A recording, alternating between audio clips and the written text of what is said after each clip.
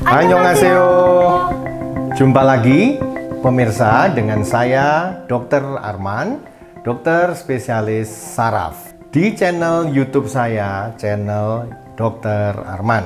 Hari ini saya akan menyajikan suatu pengetahuan terkait penelitian ilmiah terkait sebuah menu masakan. Nah, hari ini kita mau masak apa nih? Nah, ya. Jadi saat ini saya ditemani oleh Mbak Jessica Christy, ya. Halo, Jessica ini. Ya, Mbak Jessica Christy adalah owner dari klinik Bude, ya, Budi Dharma. Klinik fisioterapi, alamatnya ada di bawah. Bila pemirsa memerlukan fisioterapis, ya, bisa datang ke klinik Bude, ya. Hari ini kita menunya apa nih? Ya. Jadi semboyan kita ingat ya Mbak Jess, ya. Kita akan memasak kimchi daebak. Masak sehat, otak hebat. Oke pemirsa, jadi kita akan masak namanya kimchi, ya. Kenapa kok saya pilih judul ini? Karena jelas kimchi ini sudah sangat populer di Indonesia. Memang masakan dari Korea, ya. Dan anak-anak kekinian, ya, anak generasi apa sekarang, generasi Gen Z. Nah, itu sudah pada tahu. Cuman tentu mereka perlu kiranya saya share tentang manfaat berdasarkan penelitian ilmiah. Kenapa kok kimchi? Jadi kimchi ini termasuk prebiotik, ya, bukan probiotik. Prebiotik adalah makanan yang umumnya mengandung serat yang tinggi dan membuat lingkungan usus sesuai untuk tumbuhnya bakteri yang baik. Tidak sekedar bakteri baik saja loh pemirsa, ya. Bakteri ini tidak mengganggu tapi sangat berguna terutama untuk otak. Oke, selain kimchi apa sih? Ada tentunya tempe. Tapi kenapa saya pilih kimchi? Berdasarkan penelitian, bila pemirsa masuk ke situs jurnal-jurnal yang valid, yaitu www.scopus.com. Tentunya kalau orang memiliki tulisan di jurnal itu yang bisa masuk pemirsa, ya. Bisa pemirsa saksikan bahwa kalau kita menulis kimchi, nah, yang keluar adalah 1869 dokumen penelitian sejak tahun 1979 hingga saat ini. Sedangkan kalau pemirsa mengetik tempeh, ya, bahasa Inggrisnya tempe kan tempeh, ya. Nah, itu keluarnya adalah 627 penelitian sejak tahun 1928. Jadi orang mengetahui tempe dan menelitinya sejak tahun 1928 hingga kini, tapi jumlah dokumen ilmiah yang valid hanya sekian, jauh sekali dengan kimchi. Ya, nah itu. Kemudian bila dilihat trending, ya, trending seperti diagram yang bisa pemirsa lihat, trendingnya nampak sekali, ya, bahwa trennya lebih banyak diteliti kimchi dibanding tempe. Bukan berarti pemirsa dilarang makan tempe, ya, tapi kita memilih berdasarkan yang tren dan menunjukkan bahwa ilmuwan sangat interest untuk meneliti hal itu. Ya, jadi Mbak Jessica bagaimana tentang kimchi? Ada yang ditanyakan saya? Iya, jadi sebetulnya yang tadi memang menjadi concern prebiotik dengan probiotik itu berbeda, ya, ya. Betul. Tapi bakterinya sama-sama baiknya, usus juga, dan ternyata hubungannya dengan otak juga signifikan. Jadi terkait yang diuraikan Mbak Jessica, saya jelaskan, ya, bahwa apa sih gunanya, ya. Betul. Kimchi, ya, membuat lingkungan dalam usus menjadi sesuai untuk bakteri tertentu yang baik, dan bakteri ini bisa menghasilkan zat-zat yang berguna untuk otak. Sebuah penelitian menunjukkan bahwa zat yang dihasilkan oleh bakteri karena kimchi yang ada dalam pencernaan itu bisa menghancurkan beta amiloid, biang keladinya penyakit Alzheimer. Jadi kimchi tidak sekedar untuk dinikmati, ya. Ini adalah sangat bermanfaat dan pemirsa bisa bikin sendiri. Tinggal ditinggal kalau sudah sampai 2 hari baru kita panen. Begitu pemirsa ya. Kemudian apa lagi pemirsa? Kimchi juga membuat lingkungan sesuai untuk tumbuhnya bakteri yang baik tadi, berperan pada pencegahan depresi, kecemasan yang berlebihan, dan lain-lain penyakit yang berkaitan dengan gangguan psikiatri. Seperti itu. Kemudian kimchi juga memperbaiki profil lemak. Kita tahu kalau hiperkolesterol dan sebagainya ujungnya adalah stroke. Kemudian kimchi ini juga bukan disinyalir ya, sudah dibuktikan menghentikan peradangan saraf atau neuroinflamasi.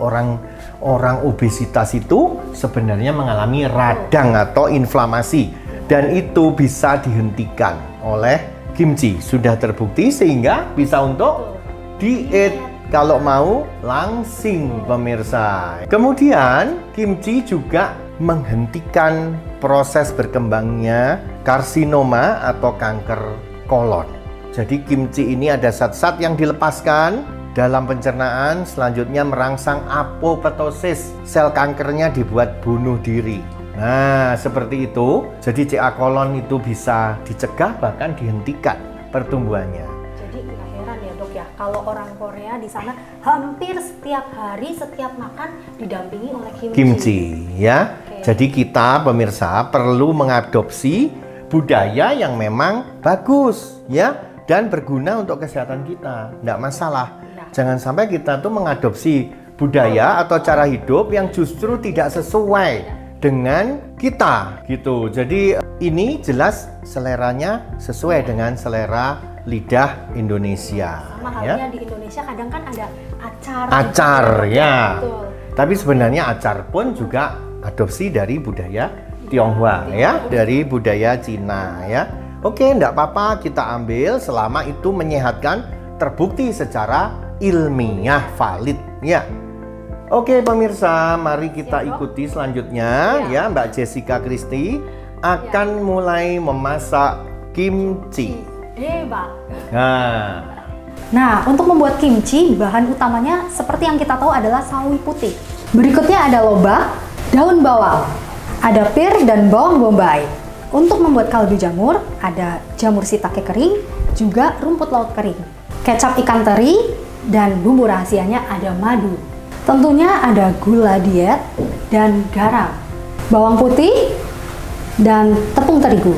Tentunya bahan utamanya adalah 480 gram gochugaru, yaitu cabai kering kasar dari Korea. Oke, kita nyalakan kompornya. Lalu kita tuang 500 mg air. Kita akan buat kaldu jamurnya terlebih dahulu ya. Nah, sambil menunggu kita akan menyiapkan rumput laut kering, tapi kita lap dulu biasanya dengan tisu yang basah. Kelep ya? Kelep, ya betul dok. Bahasa Koreanya terkenal dengan kelep, tapi kalau di sini biasa juga disebut dengan rumput laut yang kering. Kering. Tapi memang berbeda dengan rumput laut kering yang biasa kita makan untuk jadi sushi itu ya dok ya. Cukup, tidak perlu terlalu panas. Jangan sampai mendidih, memang kita bisa seperti celupkan tangan kita, oh sudah hangat, baru kita masukkan kelopnya, lalu kita masukkan juga jamur shiitake, betul dong. Jadi perbandingannya 2 kelop dengan 5 jamur shiitake. Ini kita aduk sesekali saja. Kalau memang sudah mendidih, kita akan matikan kompornya. Kita saring terlebih dahulu dari kaldu jamur shiitake ini yang sudah dicampur tadi dengan kelep. Nah, nanti setelah kita saring baru kita masukin lagi dok kaldu jamurnya. Oke, kita matikan dulu dan kita saring terlebih dahulu ya. Ya. Oke. Jadi air rebusan tadi kita sudah saring menjadi kaldu jamur seperti ini. Nah, lalu kita akan masak lagi. Kaldu tadi yang sudah kita saring dengan api sedang. Campur dengan 2 sendok makan tepung terigu. Kita aduk sampai tercampur. Nah, setelah tercampur tepung terigunya, nyalakan apinya kembali. Kita aduk-aduk sampai tidak ada gumpalan tepung terigunya lagi. Ya. Nah, saat sudah mendidih seperti ini, kita matikan apinya. Kita bisa tiriskan. Kita masukkan ke dalam wadah. Nah, kita tiriskan. Hati-hati, ini panas. Ke dalam wadah seperti ini. Lalu kita dinginkan terlebih dahulu. Untuk membuat bumbu dasar berikutnya, kita akan blender pir yang dipotong seperti ini. Lalu ada bawang bombay dan 15 siung bawang putih. Ya, kita masukkan ke dalam blender seperti ini. Oke. Nah, karena pir ini termasuk buah yang berair ya, jadi kita tidak perlu menambahkan air. Oke, kita mulai blender.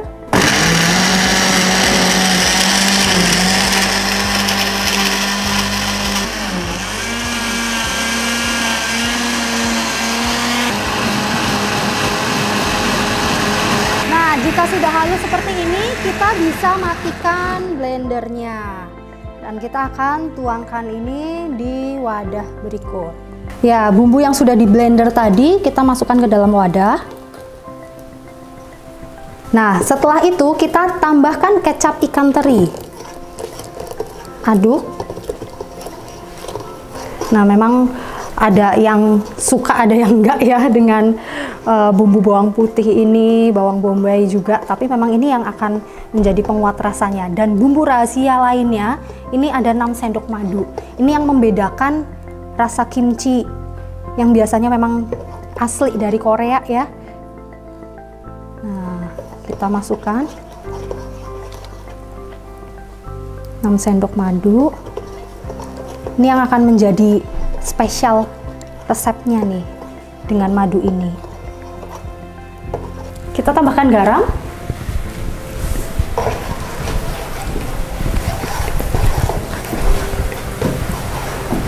Lalu 3 sendok makan gula pasir.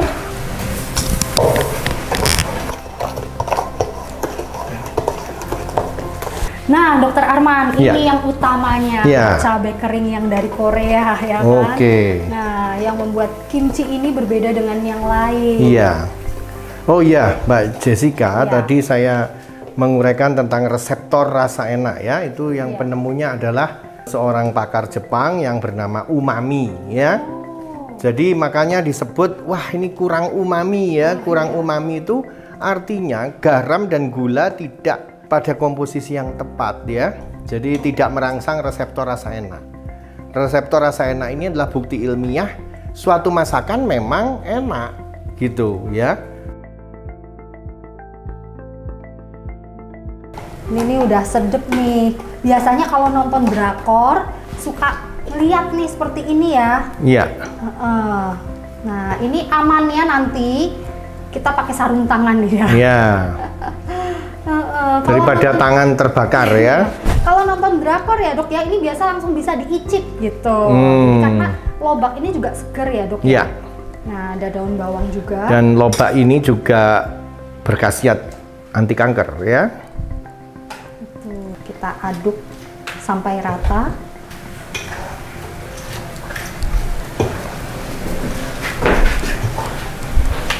Nah, ini ya bagian yang paling menyenangkan nih untuk ngeremes-remes ini ya lobaknya. Iya. Nah, kita kalau kayak gini nih boleh diicip juga nih dok. Oh iya, bisa. Ya. Nah, biar kayak di drakor-drakor ya dok ya, saya cobain dulu ya. Nah, gini nih. Kimchi daebak. Kimchi daebak. Ini aja nih udah enak ya. Apalagi nanti kita akan campur ke sawinya. Iya.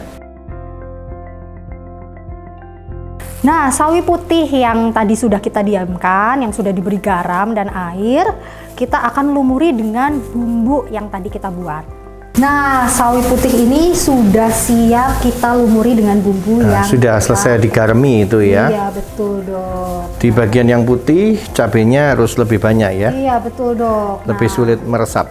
Ini bagian yang paling disukai oleh ibu-ibu di Korea nih, sambil ngobrol gitu ya, sambil ngegosip gitu kan, nggak terasa. Nah, kita lumuri seperti ini. Ini kimchi itu menjadi, kalau di Indonesia tuh kayak sambel gitu, Dok. Iya. Dan tradisi Korea makan itu harus ganjil ya. Oh gitu Ya kan, kalau nggak salah begitu ya. Jadi kalau harus 1 lauk, 3 lauk begitu. Ya. Berarti kimchi ini bisa juga dijadikan Jadikan lauk tunggal ya. Nah, ini dia sawi yang sudah kita lumuri tadi dengan bumbu, cukup lumayan menyita waktu tapi asik banget nih. Nah, kita pindahkan tempatnya Ke dalam toples ya. Iya, betul, ke Mbak dalam Jess. toples ya, Dok ya. Dan kalau bisa sih memang toples kaca. Kaca ya. Karena kita akan diamkan selama 2 hari. 2 hari. Gitu, Biar terjadi fermentasi. Ini wow, wanginya. Dan ini semakin difermentasi semakin enak ya. Ini baunya sudah sangat wangi. Nah, ini bumbu-bumbunya tetap kita masukkan ya. Ya. Sepintas kadang aromanya mirip sambal mangga, tapi Iya, betul, Dok. ini lebih enak lagi ya. Lebih enak lagi dari sambal mangga. Nah, kimchinya sudah jadi. Nah, ini dia kehebohan dan keseruan kita hari ini ya, Dok ya. Iya. Buat kimchi daebak. Oke, Mbak Jessica. Jadi demikian ya, para pemirsa YouTube channel Dr. Arman. Saya dokter spesialis saraf. Sampai jumpa di acara-acara lain, memberikan sharing tips-tips penting ya dalam kehidupan sehari-hari ya, supaya otak dan saraf tetap sehat. Kamsahamnida. Selamat mencoba.